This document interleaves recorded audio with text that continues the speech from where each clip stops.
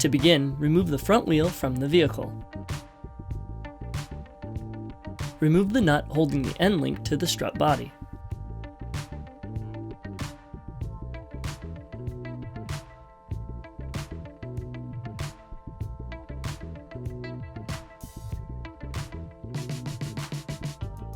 Remove the nut holding the end link to the sway bar, as a new set of Raceland end links will be used with this coilover kit.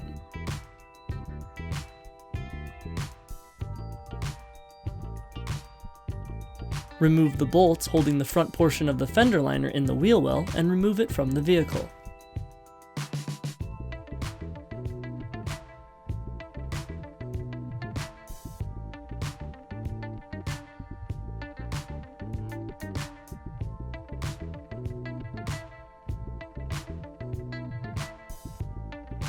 Pop the sensor lines from the backside of the strut bracket. In order to allow the suspension to drop enough to get the struts out, loosen, but do not remove, the two inner control arm bolts.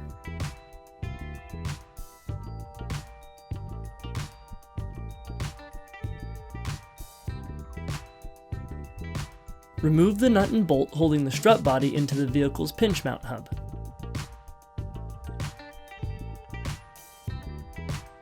The sensor bracket can be pulled from the mount and set aside. Insert your strut spreader in the backside of the pinch mount and twist in order to spread the hub and free the shock bottom. Under the hood, remove the 3 nuts holding the top mount to the shock tower.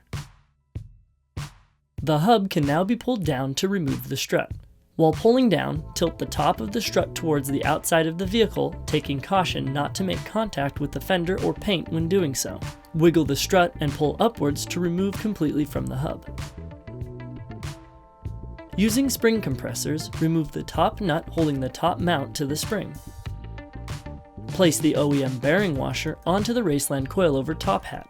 You can then slide the OEM top mount onto the strut and secure it with the supplied nut.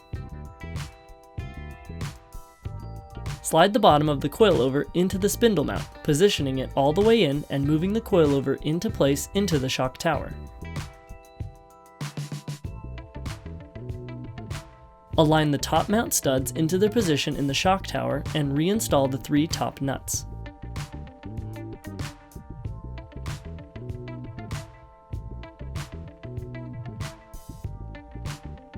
Remove the strut spreader from the backside of the spindle mount and snap the sensor line bracket back into place. Slide the factory strut bolt through the mount and tighten completely.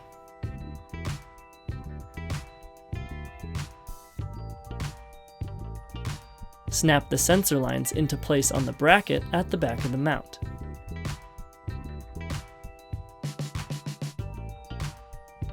Load the suspension and tighten the 2 inner control arm bolts that were loosened previously.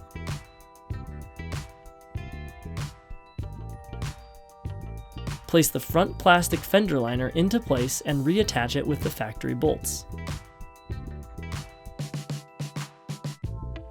Install one of the Raceland end link ends to the end link tab on the shock, ensuring the factory bracket is in place before tightening the supplied nut.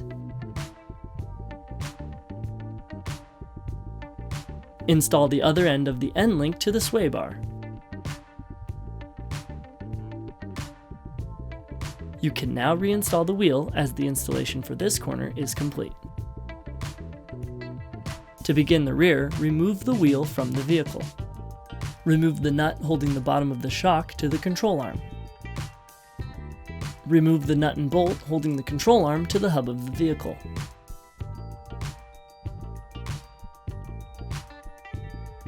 Loosen the inner control arm bolts to allow the control arm to drop freely.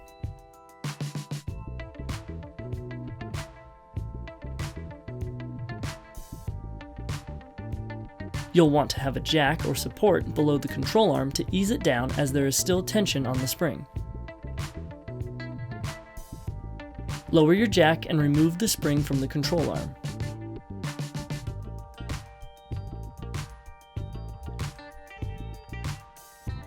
Remove the upper spring seat rubber insulator and spring perch from the body. You will need to remove several carpet pieces and plastic trim in order to gain access to the top of the shock towers. Start by removing the caps and screws holding the back plastic trim.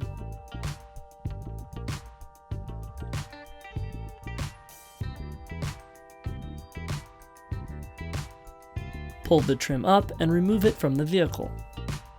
Remove the trim clips and strap hook on the side carpet, and you can now pull back the carpet to expose the strut mount.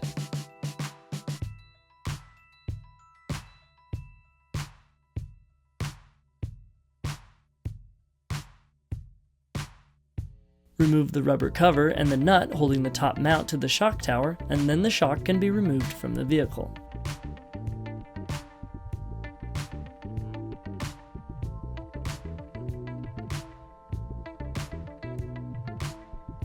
Place the top strut washer followed by the lower strut mount bushing onto the Raceland shock. Slide the shock into position in the shock tower and reinstall the included nut holding the shock to the control arm.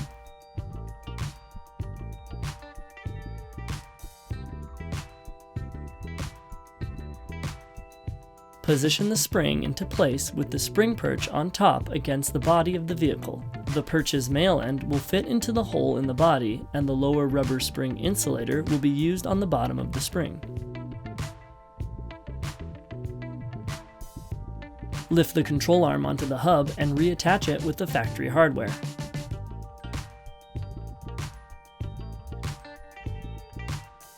Load the suspension and tighten the inner control arm bolt that was loosened previously. Pull down on the strut, position it into place in the shock tower, and reinstall the upper bolt with the upper bushing attached.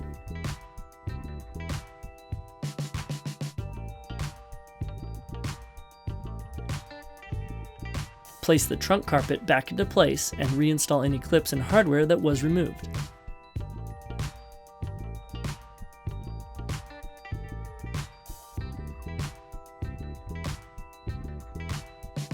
Pop the rear plastic trim cover into place and secure with the factory clips and screws.